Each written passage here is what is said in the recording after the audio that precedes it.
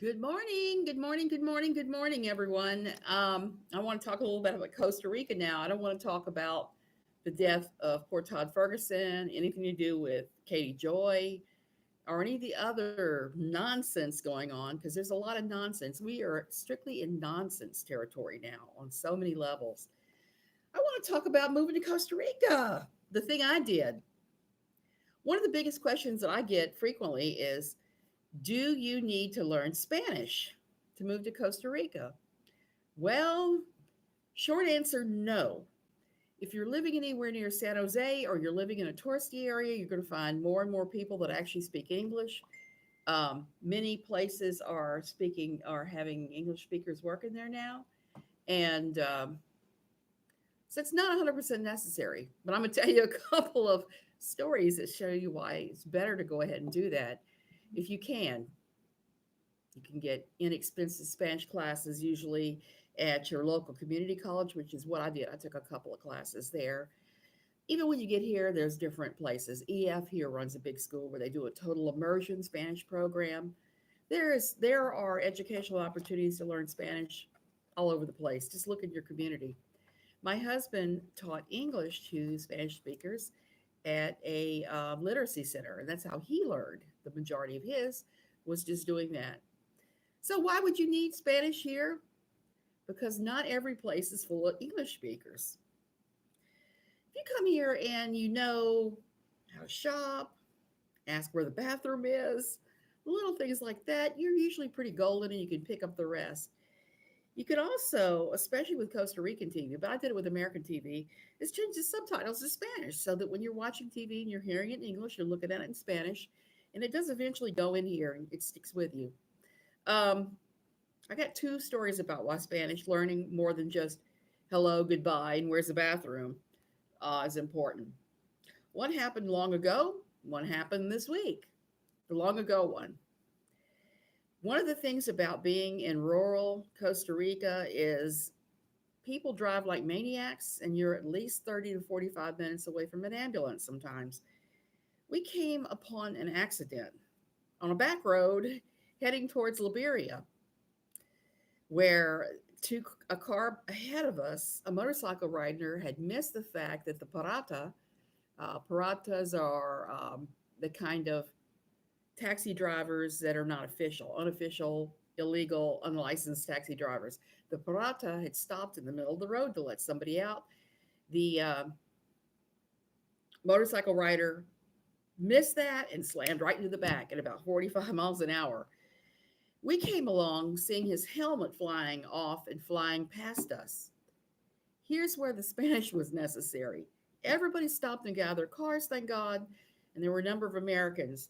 The guy who was injured, the motorcycle rider, was bleeding profusely because head wounds do that. They tend to bleed like sponges full of full of blood. So while we were waiting for the ambulance and trying to figure out what to do, it became imperative that we were going to have to wrap this guy's head in something.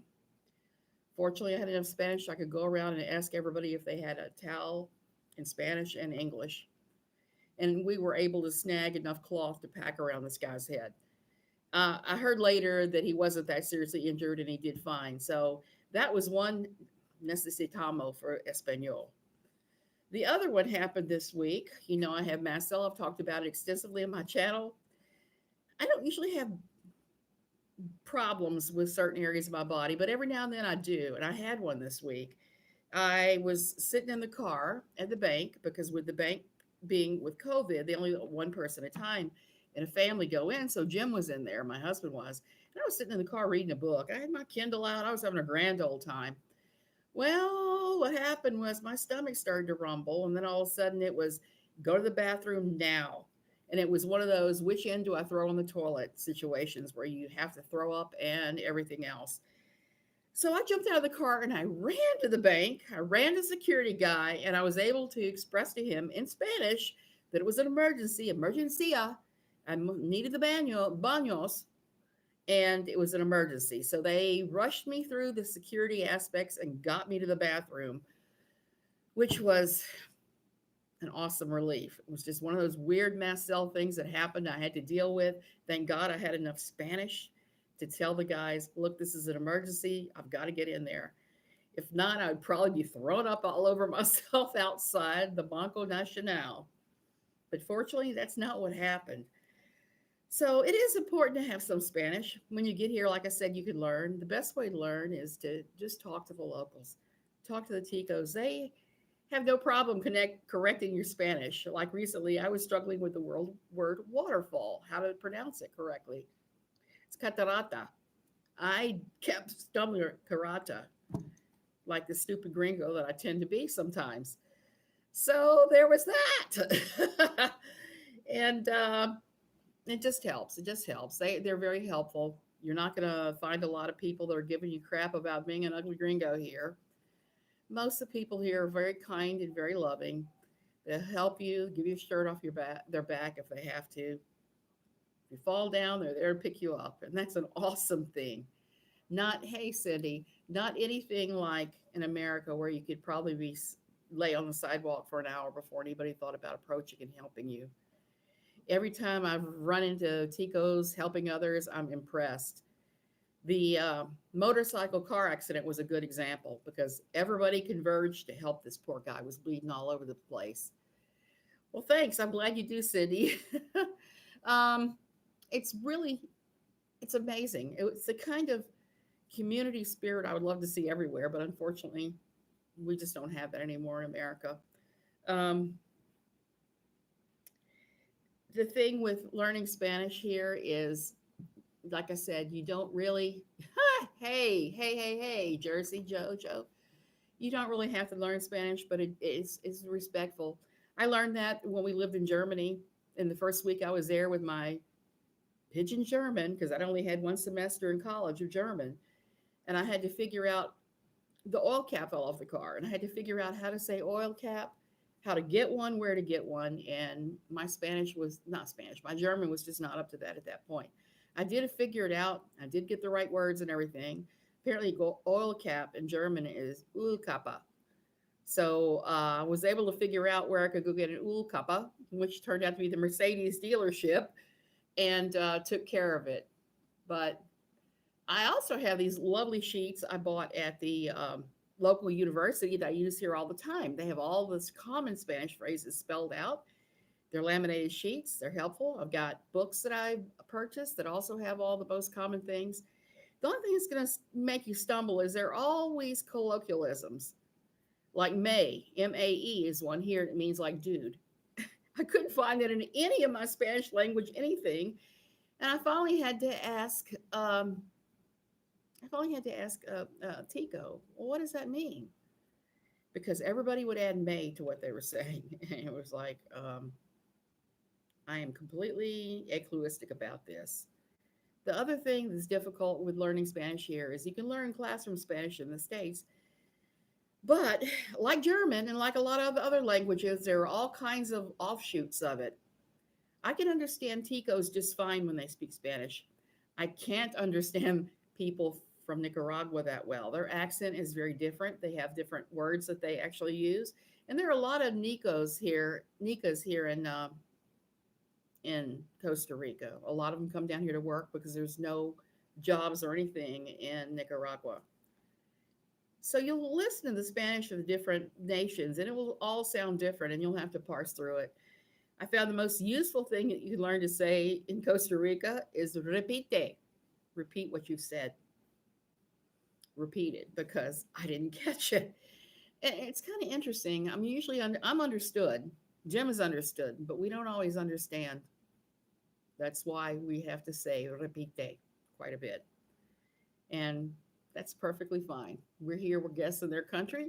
We're not locals, we're not natives. So uh, it's kind of, I think it's kind of an arrogant American thing when you think you can move to another country and force everybody to speak English to you. And it's just one of those things that just does not work at all. Okay, you guys. Next time I'm going to talk about buying a house here because it's so totally different. I've delayed this one because my daughter in the States is buying a house. And both of my daughters are involved with getting new housing. And my daughter is buying a house, and it's changed in the States even since I bought my house. It would have been 32 years ago there. And we bought our house here. We're living here in Costa Rica. We got a real bargain. There are a lot of great bargains. Yeah, they do mean different things from different countries. There are a lot of great bargains to be had here. Not so much since the Capitol attack, the attack on the Capitol, the sedition. The next day, we were all sent emails that said that housing prices jumped 10% overnight in Costa Rica as a result of that. And there are more people moving here as a result of the crazy things that are happening in the US on both sides of the political spectrum. I'm not throwing shade at either side here. I'm just saying that there's so many things going on now that people are trying to immigrate. And it makes sense. All of our ancestors have all immigrated from one place to another. I have Irish and Scottish roots, along with my Native American, Jewish, and Cajun roots. So we're all from somewhere else, and it makes sense that when things go wrong, we all go somewhere else. So I'm going to talk about the buying of the property. It's very different here. You cannot get a mortgage. Getting a mortgage is very difficult, and it's going to put you at a huge disadvantage. Um, if you buy a house here, it's better to have cash. It just is. And there are bargains still to be had. Not quite as many bargains as there were. During COVID, I saw some crazy things. I saw during COVID a house that I had actually toured 3 years ago with an eye to maybe buying it. We turned it down because it just was not right for us, but it was spectacular. It's 4,000 square feet. The top floor was 2,000 square feet. That was just the master bedroom, and it opened straight out on the ocean. Well, straight down 4 kilometers, but you were right. You were on a mountaintop looking down at the ocean. I forgot how many. It was quite a ways up. It was a beautiful place. Italian castle is what I called it because it looked Italian, and it was put together by an Italian. He did it with all kinds of nice European. Um, yeah, I think a Civil War is coming too. It had all kinds of nice touches. It's still for sale. When I looked at it the first time, it was $349,000. The second time I looked at it, it was $249,000.